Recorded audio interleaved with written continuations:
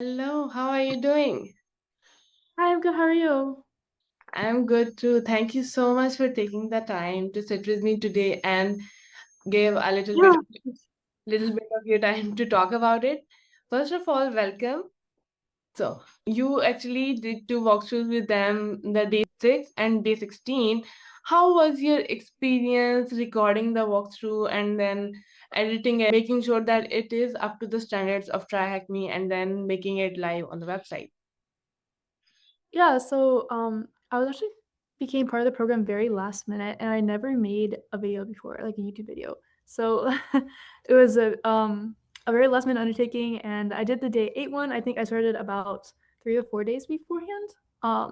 And I finished it and I submitted it to them, and tried the editing. It took me so long. I think it took me I don't know, like 5 hours, and I didn't even do anything with it other than just like put overlay my video onto the other video. But it took me so long to edit and like cut the parts out that were needed just because I'd never done it before. With day 16, that one they messaged me, I think on day 14, and they asked me if I could do day 16. And I didn't see it till like literally the night beforehand. And I was like, oh, and I was like, okay, well, I have like tonight to do it, basically. Um, and but I don't remember exactly what day it was, but they messaged me very, very soon beforehand, and so I did it like that night. I just like stayed up all night making just like in my apartment. And again, it took me so long to edit it because I'm horrible at editing and I don't know how to make videos. But I think it turned out decently well. I did feel bad about the second video because the text was not as clear. Sure why, because I used the same recorder for both times.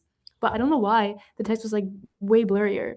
But of course, I didn't have time to re-record it because it was already like I don't know, like 5 a.m. in the morning or something, and it released at 8 a.m. so, so I was like, I'm so sorry. Like I'm so sorry. It'll just have to be with like this text. And they said it was like close enough, like to their standard that they would still do it. So yeah. Yeah, I actually saw the Eva's post where she mentioned that you started recording the night before the walkthrough goes live. So it was kind of very urgent situation to be in. And your second walkthrough actually had a very interesting point where Eva makes the entry. So it was actually a interesting point to include to kind of add a fun element in the walkthrough beside from landing. So it was pretty amazing. And I read the comments on your video, on day 16 video, and the comments were telling that the walkthrough was actually very awesome. It actually helped a lot I'm of so glad. That one took me a little bit longer because usually what I do is for the video, I went through the room just to make sure that I like have a good like grasp of all the concepts in the room, and then I'll like reset the room and I'll record myself doing it. And for the first video, I recorded myself twice, just because I messed up some in the first video. So I recorded again and I kind of stitched them together. For the second one, I only had time to do it once, so I had one take.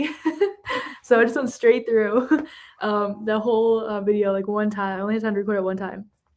And that video, it took me longer to figure out that room originally because it was like slightly more complicated than day 8 because I think they ramp up after like it was day 16, so it was like harder now. But I wanted to make sure that I fully understood all the concepts in the room. Like I didn't want to just give them the answers because they have, Try Hack Me has is very beginner friendly. They have like hints. If you need them, they'll give you hints. Like they'll tell you where to find the answers. But I didn't want to just like show people the answers. Like I wanted to actually show them what the thought process you could have just by taking the information that's in the Try Hack Me room and then using that information. What thought process could you have in order to figure out the answer? So I made sure that I included that in my video because I think it's very important. Like if you finish the room but you don't know how to get there, like the journey to get there, you just know like that you got there. It doesn't help you. So So actually, how was your overall feelings about the Try Hack Me woman lineup? Because for me, all of the women in that lineup were completely new. I and did not knew even one of them. All of them were completely new. What was the case for you? yeah, I actually only knew I think a very few of them, not very many. I knew Eva, and I knew I think Dorota, and I knew Brenda, and maybe like one or two more, but that was pretty much all. And I really love the Women in Cyber lineup. I thought it was so cool because all these women who like I didn't know about them, came out and just like made these really cool like walkthrough videos about like cybersecurity, and I love to see that. And it also kind of like got me out there to make a video about cybersecurity, which I haven't made another one yet, but I'm hoping to make some in the future maybe. So I thought that was a really cool idea. So, you do not have any more content on the channel. If you in future make any content on your channel, what it will be? What will be the main focus of that? Yeah, I'm actually not sure. I'm kind of a little bit shy about posting videos, but I was thinking of probably if I do in the future. Well, first of all, I would think I'm gonna have to have like a little bit more time because I'm really busy right now. But maybe like in the future, maybe like a few months or something, then I would post like some more walkthroughs. I feel like it's very helpful if people have if they can see like your thought process as like doing a competition, like doing a CTF or like going through a cybersecurity problem. They can like see your thought process, like how your brain works when you go about it.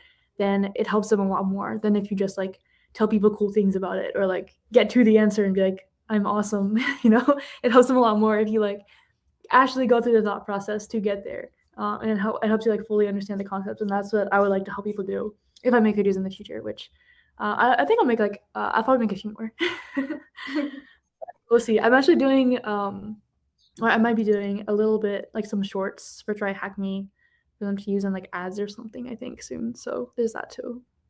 You mentioned CTS. So, actually, you are a new graduate and you are working at Microsoft. Eva mentioned in one of her posts that you got this job totally out of playing CTS. So, how does that work? Like, okay, you played CTS. How did you mention them on your CV that they look like they actually matter? Yeah, I wouldn't say it's totally out of CTFs, but CTFs were definitely a really big portion of it. Because CTFs are a way that you can stand out, and there are many different ways to stand out. You can do like really cool research, you can do internships, you can start a club, you can give presentations. There's a lot of different ways you can use to stand out, and CTFs is one of the really good ones. Especially, well, especially in school when you're in college because they have collegiate competitions that are just for college students. And if you are like placing high, like at the top of those college competitions, that shows that you're in the top percentile of college students in cybersecurity. And I always encourage people to do competitions, especially when you're in college, because employers will look at those. Like employers come to those competitions. They'll have like career booths set up. Like they're like right there just to interview the people who are at the competition. Like I have friends who have done interviews at competitions and gotten jobs there, or gotten internships there, or something like that. And I think it's very important. I won't say I completely got the job again based off CTS, but I would say it's definitely a very huge part. I put it on my resume. I put like my top places on my resume, and in every interview I've had for both internships as well as um, yeah, like everything else, um, I've always had questions about my CPF experience. They've always asked me about some competition, and sometimes the recruiters have actually done the competitions themselves when they were in college, and they'll like remember it. They're like, "Oh, like what did you think about this part of the competition? Like, what did your team do for this part of it?" Um, so they can also relate back to you in that way if they did the same thing in college. So I guess you're pretty much interested in CTS from a long time. In one of your videos that you probably did for your university, you mentioned that before you went to the university, you made a list of all the universities that had good cybersecurity programs. So you have a very kind of old interest in this field. So how did you develop this interest, and what was the starting point of your interest in this field? Yeah, wow, you really researched me. I'm very impressed. Thank you. um, so I think let me see, I was 16, and there was this program called CyberStart, which they've actually discontinued it now, which I'm very sad about. But there used to be this program called CyberStart, and it was for high school students in America. And the first time they released it, um, it was just for either Air Force JROTC cadets or Civil Air Patrol cadets. The Civil Air Patrol is like a civilian auxiliary of the Air Force. And I was a Civil Air Patrol cadet in high school. We did a lot of stuff with like leadership, learning drill, aviation stuff. And I saw this program and I was like, why not try it? Because, I was like, I kind of wanted to try everything. At that point, I thought I was going to be a pilot. That's why I joined that program. Because I wanted to be a professional pilot, like a commercial pilot, um, when I grew up. But I got really interested in like computers at this point, and I just learned coding too, like on the Khan Academy platform. And I found a cybersecurity program. I had no idea what cybersecurity was. Like I didn't even know what the word meant. So I googled what it meant. And I was like, oh, that sounds like cool. And so I downloaded it. And basically, CyberStart was it was kind of like a CTF, and it started like very beginner level. and then it ramped up like all the way, like it had like hundreds of challenges and went all the way up to like really like a lot harder level. And you had 3 months, I think it was over the summer, and so you had 3 months, and it said whoever finished like at the top of the leaderboard would get like a laptop or gaming headphones or something like that. I was like, I really want a laptop because right now I only have my mom's laptop and I have to go like ask her to unlock it every time I want to use it, and it's really annoying. So I was like, I'm gonna like work really hard at this. And so I spent my entire summer on it. Like I was like grinding it so hard because I really wanted the laptop. And I had no idea what I was doing. Like I had to Google everything. Like there was one time I found like I think that one of the very first challenges. It was like find some hidden text in this website. And it was literally just like hidden like the same color as the website. And it said like go to like slash index.html. And now of course I'd be like, oh, I'll just put it into the URL, like the website, right? I'll just put it added onto the end of the website URL. But back then I didn't have no idea that meant. I was like, what does it mean? Like go to slash index.html? Like what does that mean? It took me like 20 minutes of Googling, right? But I feel like that also, whenever I did solve a challenge, it gave me like addicted to it.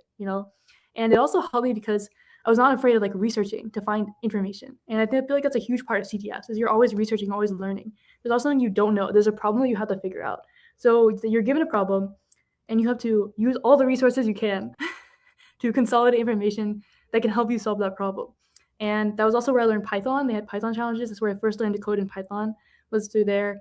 They had a bunch of different. I went all the way up. I got almost to the end. There were a few challenges I didn't complete, but at the end of summer, I was in second place. Um, so, and then that was kind of where it snowballed. I kept doing more just competitions after that, and I kind of never stopped. So So from then on, you just keep grinding on the CTS and keep doing it. So, how did you actually made the team that you have now? That is, I think it's called Not New Grads, right? So, how did you make that team? Oh, okay, yeah. So this one, this is not an, I guess like a consistent official team. It was just when we put together for this conference. So the Besides Seattle conference, which is the one you're talking about, they have a CTF that's called Infinite CTF, and it's not a normal CTF. So the normal type of CTF that I usually do is called Jeopardy CTF, and it's where you're given like a category, say like web security or something, and you have to like find a flag in like a website, right? And then maybe you're given a reverse engineering category, and you have to find something in reverse engineering. But this is called an attack defense style competition. And it's kind of like also kind of sometimes also called a king of the hill competition. And how this works is your team will have a certain amount of machines on a network that is your network, and they will have vulnerabilities. And so basically, every single team will have their own network of machines, and they'll all have the exact same vulnerabilities. And so you need to exploit the other team while also patching the machines on your own side. And so you need, yeah, so and the way they do this is they put flags on the other team's machines and on your machine, but they change the flags like every 2 minutes. So every 2 minutes you have to get another flag. So you have to like make a script that like automatically keeps doing the exploit, because if they patch it at any point, you're not getting flags anymore. So you have to patch your boxes as fast as possible while also exploiting the other teams as fast as possible. And our team, we actually weren't even sure if we were going to do the CTF at first, so we started kind of late um, in the game, because most people they start like as soon as they go like right out of the gate, especially in an attack defense competition, because the faster you patch it, then the less we get exploited. So we actually started like decently late for an attack defense competition, and then we went on from there. And I think the name, I'm not actually sure which one of us came up with the name, but we were just all new grads, and we just thought it would be really funny to like name ourselves not new grads. So yeah. But all of us knew each other because we were all cybersecurity interns at Microsoft last summer, or not Yeah. last summer, this summer we were last, and then we all came back full time this year. So So, how did you convert your last year's internship into this year's full-time job? How did that happen? let me see. I first applied for my internship. Let me see. I was actually not expecting to get it from Microsoft because I actually forgot that I applied there.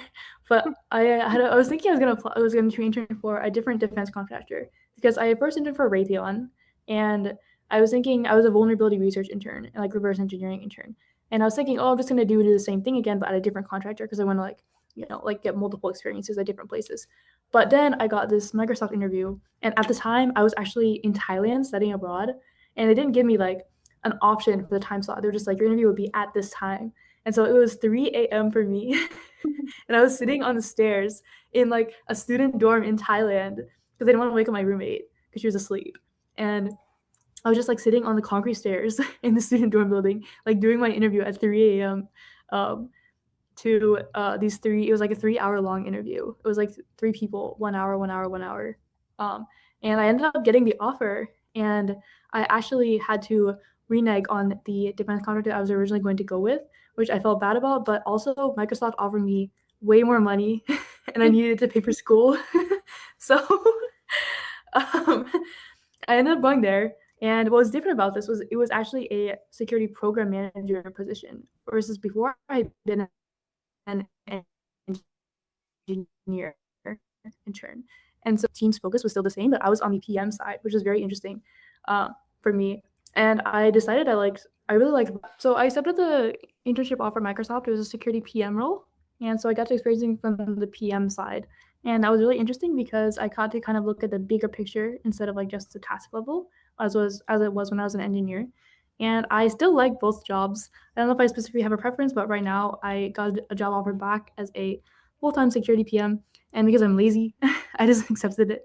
Then I was like, I don't want to have to worry about finding a job, and this sounds easy. So, well, easy to just take the offer versus applying for a bunch of other places. Because what you should be doing is before you get the internship or return offer back, you should be applying to multiple other places just in case they don't give you a return offer. But I did not do that because again I'm lazy and I was very busy. So I just waited for them to give me the return offer, and then they did give it. I think like 2 months later, after my internship ended. So I didn't have to worry about it then for the rest of my senior year, which was nice. Actually, you were not quite lazy because you woke up at 3 a.m. for 3 hour interview with the Microsoft. That was crazy. Like your eyes could get open at that time. Yeah. Other than that, So actually, you are also a part of US cyber team. What's your role there? That's interesting. yeah. So I actually was have been a part of the U.S. Cyber Games program ever since season one, like the very first season, and that was because I got an email from this other competition that I did, which is called the NSA Codebreaker, which is a competition that the NSA runs, and it's like a reverse engineering kind of code breaking competition. And I got an email from them, and they said, "Hey, this other program is starting up, and it's called like the U.S. Cyber Games, and they're gonna like make a national team." And I was like, I don't know what this means, but I see a CTF, so I should probably do it. It sounds fun. So I did the CTF, and I also sent some of my other friends, and they also did it.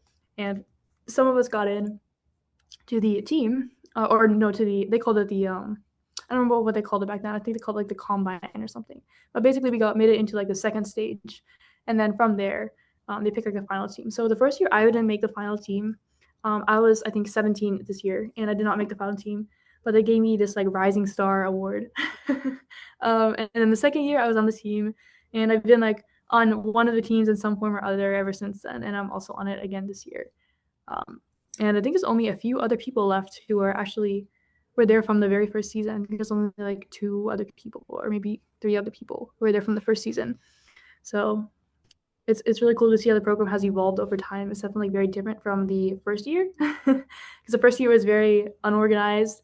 We kind of didn't know what we were doing. It was just all on Discord. Now we have this whole like there's like a guy who coordinates it. They have like a canvas, like assignments, and like Google Meet meetings. We didn't have any of that the first year, but it's much more organized now. Yeah, actually, you mentioned that you wanted to be a pilot growing up, and you switched to cybersecurity. So, how did that feel to abandon your childhood to be career, like want to be career to get into cybersecurity? How was the transition? Actually, you also have a pilot license, I guess. I do, yeah. So I kind of still got the dream in a little bit of a different way.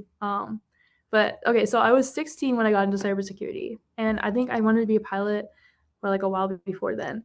But I just got so much more interested in cybersecurity. I don't really know why. I just got like super hooked on it, and I discovered it was something that I was just kind of like good at, or that I just really enjoyed, even if I wasn't even that good at it. I just really enjoyed solving the problems, even if I wasn't that good at solving problems yet. And honestly, like I kind of like never really looked back from that. I was still interested in aviation, but I never thought of like I want to be a commercial again because I was just like I really want to do cybersecurity. This is like really fun. And but since I was a civil air patrol cadet, what they have are these scholarships. They're called this cadet wings program, and you can apply for them. And they have like different levels of scholarships that will cover different amounts of your um, I guess like tuition of your like pilot license, like because you have to pay for like the pilot, like the flying hours, and they're really expensive. Like it's really expensive to learn to fly, and you need like at least 50 hours, 50, in order to get your license in the first place, and you have to pay for like your renting the plane, the fuel, the instructor, like all of this stuff. And so I was not going to be able to do it without a scholarship, definitely. But when I was in high school, my senior year, I actually got this scholarship, and it was called the Residential Flight School Scholarship. And how this works is there are these participating universities all across the country, and they do it for both GROTC, Air Force JROTC, and for a couple and for a few Civil Air Patrol cadets. So mine was at Purdue University, and it was I think like 20 something cadets, and most of them were Air Force JROTC, but there were four Civil Air Patrol cadets, and I was one of the four. And all we did that summer for 2 months was just eat, sleep, study, fly. And that was all we did. And it was so intense. And we got no sleep. But it was awesome. And I think by the end, like every single person except I think one person got their pilot license. So yeah. So, if you have to choose today to go back, I guess you wouldn't go back. You will stay in cybersecurity. I would say in cybersecurity, I love cybersecurity, and I think cybersecurity loves me so far. I do still love aviation, and I do. I'm actually planning on joining a Civil Air Patrol chapter around here soon, maybe, so I can kind of get back into it and kind of give back to like the cadets in the cadet program. But I think cybersecurity is it's definitely the way for me. I just like love it, so it's just a lot of fun for me. So, you are on the product management side for now. Moving forward, do you see yourself changing paths in cybersecurity, or do you want to stay at product management? I'm actually not sure. Also, I'm not technically a product management. I'm technically a program manager, Yeah. or but actually right now my role is called like security assurance. But basically what we do is we kind of help like drive like long-term initiatives and like strategy and like look across everything, and we just help like interact between teams and a lot of communication that goes into it. But I feel like I honestly don't know. I still like both sides, and I'm still keeping up with the like I guess more technical side by doing competitions. So um, I don't in the foreseeable future I'm going to stay a PM, but you never know. Okay, if actually, as you're a new grad, if a new grad has to get a job in today's Mhm. job market and everything going on with AI and everything, what will you do differently to get a job if you have to get it again? See, that one is a hard question because I think AI has changed a lot of things. I think one of the things that has to do like with competitions, especially, I don't know if competitions will still be, or at least with Jeopardy CTFs, will still be as valuable as they were before because of the the AI usage, because now you're expected to use AI as a tool, and so many things are becoming solvable like just using AI. Like there's these hard problems that you would take me like hours to solve, and you just give it to the AI and it'll solve it for me. And that was not did not used to be a thing. Like that did not happen before. So that is definitely a really big thing. I will say there are still plenty of competitions that are like in person, collegiate only competitions, and they will have like special networks where you don't have access to like in the internet or anything else. You can only attack each other's boxes and stuff like that. So I think those competitions will definitely still keep going, and this will be a good mark of progress and a good mark of your skill, like a proof of your skill. But I do think that probably the other competitions will not be as good of markers of skill anymore just because of AI. So I do think like they're still a great way for you to show your knowledge, and because also everyone has access to the same resources or similar-ish resources with AI. Assuming you're not spending like a ton of money on it. So AI is a tool and is going to be used in the workforce. So if you're using in competitions, I don't see anything wrong with that. But I do think that you should make sure that you know how like what you're doing with it. Like you can't just blindly give it to the AI. You have to actually know what the AI is doing. Otherwise, that will come back and definitely bite you in the end if you don't do that. And then I think for me, I would definitely make sure to I would do the same thing I did. Like I would try to get internships for sure. I think internships, like you have to get internships or like do research or something. But especially if you can get internships, like you have to be fighting to get internships because internships are how you get your foot in the door. They're how you get industry experience. And I know so many people who just like didn't think of getting internships or like didn't try as hard to get them. And they're so important. You need to be trying to like really hard to get internships. Like I know some people who actually delayed their graduation or did a master's because they wanted more time to try to get an internship. And that ended up getting them a big tech internship, and then they got a big tech return offer, and that's how they got the job. Whereas if they had just like graduated at the time they were supposed to and then just try to get a job, they probably would have been stuck there, because internships are such a good way in your like there's such a good way in. And also, even if you don't go back to the same place you interned, you'll still have connections there. And if you did good work, they'll still want you like back in the future. Like I know when I told my original defense contractor internship that I wasn't going back the second year because I wanted to go somewhere else, they were like, okay, well, like keep us in mind for like future careers, right? Because like I did good work there and they know me, and you know, in the future, maybe if I wanted to be a researcher, I might be able to go back there. I don't know. But it's a similar show. You want to make more connections. You always want to make connections. And so I think that part would stay definitely the same. I also think another thing that would stay the same is cybersecurity clubs, because I was like a very much a leader around my campus in cybersecurity clubs and events, planning competitions, all of this stuff. And that is another thing that can make you stand out a ton. When I did my first internship at Microsoft and I met the other security interns, I actually already knew several of them, which surprised me. But the reason I knew them was because they were other people from other schools who I knew because they were so active in their cybersecurity clubs. They like started the clubs, or they were like a president of their club, and they like did competitions. They were like captains of teams, and that's how I knew them. Like I knew them because we competed against each other in these. Like I competed against them. And so I got there and I met them. I was like, I know you already, and that just goes to show like Microsoft and companies are looking for leaders. You want to be a leader in some way. So that part I would definitely say the same as well. But yeah, and that part also cannot be replaced by AI. So Actually, going to a new job, there is a tension of being at a new place, having all the new people around, and then having to see faces of similar people that actually relieves the tension, kind of. So, let's talk about a certification you have, GFACT. What is the main focus of that certification? How do you think that helped you in getting an internship or a job? How that helped you strengthen your skills? So the GFAC unit, I actually only have the GFAC certification because it was one of the CyberStart prizes. It was like I think for the second year they did it. It was like if you place in the top something percent, we'll give you this free voucher for this GFAC certification. And so the only reason I have it is because of that. I would honestly say is not that great of a certification. It's extremely beginner level. I don't think it really proves anything except the most very very basic concepts. And additionally, all of their tests are open book. So I think if I really wanted to, I could have just not known anything and just like searched in the book for it.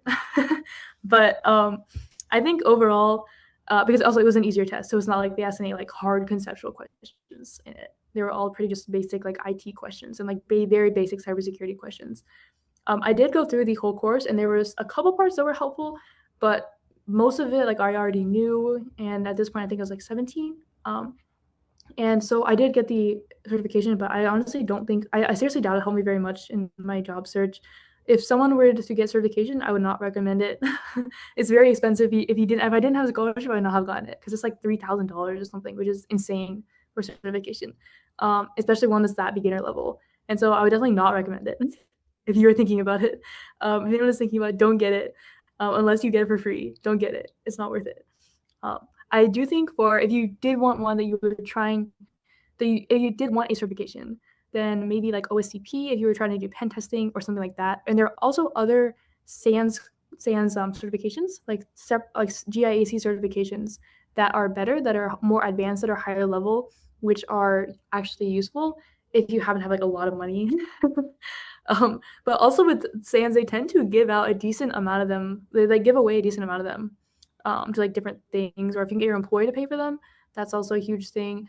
But I would say most of the SANS are just like way too expensive to be worth it. And OSCP is like slightly less expensive, so I would say that one if you're into like pen testing. But yeah, honestly, most of my friends and who were interns at Microsoft, and also when I was an intern at Raytheon, none of them had any certifications. I think one person I know at Microsoft who was an intern in my year has like a ton of certifications. Like he has so many. But other than him, like there's nobody else does a certification. Like they have like maybe one. They have OCP and like maybe like one other one. But other than that, like they don't have that many because it's really there's just not that many good certifications out there. Like I don't think Security Plus is very good. I don't think A Plus is very good. Like not the CompTIA ones are not really that great. The hacker one, I forgot what it's called, but that one's also not great. The CRTO one I've heard is decent, although I haven't done it, or the OCP, just because I haven't like looked into it. So it's definitely possible to get a job without any certifications if you show that you're competent in other ways. But I would say they probably help if you don't have any other experience. But yeah, I wouldn't recommend just piling up on certifications. Yeah, so already you mentioned that you need to do networking and you need to get internships to get your first job. Apart from that, Mhm. what else do you recommend beginners, people who are actually trying to get a job in the field, to do to be actually successful in their job hunting journey? Any advice for them? I would definitely say you have to do things to make yourself stand out. So do something in some way. Like I think a really good way some people do is they do personal projects, and that's something you can do like personal research, or you can work with someone else to do research, or you can do competitions. I think you just need something that makes you like stand out a lot. And so I think maybe if I was starting my job hunting over, like starting from the very beginning, and maybe I didn't have any internships under my belt, like I didn't have any experience, I think what I would try to do is I would try to prove that I know what I'm doing by doing some sort of research, some sort of project, like starting something that proves I know what I'm doing. Like maybe I know some people who got their internship because they had like a nonprofit that did like free pen testing for companies. And so that was a way of showing that they knew how to do pen testing was because they had this nonprofit that they started when they were in college that went and did pen testing for companies and they got like good reviews and stuff like that. And they were like doing actual real pen testing work and nobody had to hire them for that, right? Like they decided to do it on their own for free in order to prove their experience and that ended up getting them more opportunities. So I think you do what you can with what you have in your resources to show that you know what you're doing and that you have the skills and you can do it on your own. And then once you can do it, you've shown that you can do it on your own, then other people will want to hire you. So Actually, you mentioned doing pen testing for non-profits for free without any pay or compensation. We can also do bug bounty and vulnerability disclosure programs for that, right? So yes, they yes. also kind of build up your resume and show that you can do the job actually without kind of having someone to tell you, okay, do this and do that.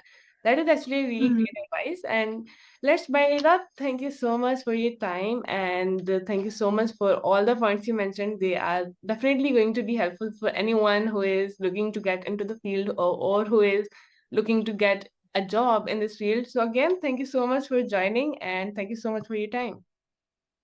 Thank you. Also, great point about the bug bounties. That is another point I forgot to mention. But yes, that's also a really good point. I actually know someone who I think she has like 8 CDEs by the time she was like 18. And the reason is there's so many different open source projects out there that are insecure. Like there's so many. I think if you wanted to get into bug bounties and like finding CDEs, you have to get good at fuzzing first. If you get good at fuzzing, you'll be able to find a lot of random vulnerabilities and a bunch of random stuff. So that's all. Thank you so much. That actually builds the research skills as well.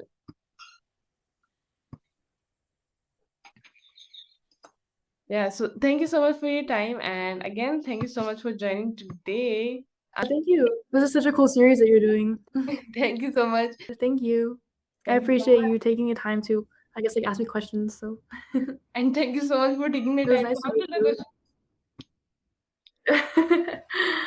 Thank you. Thank you so much.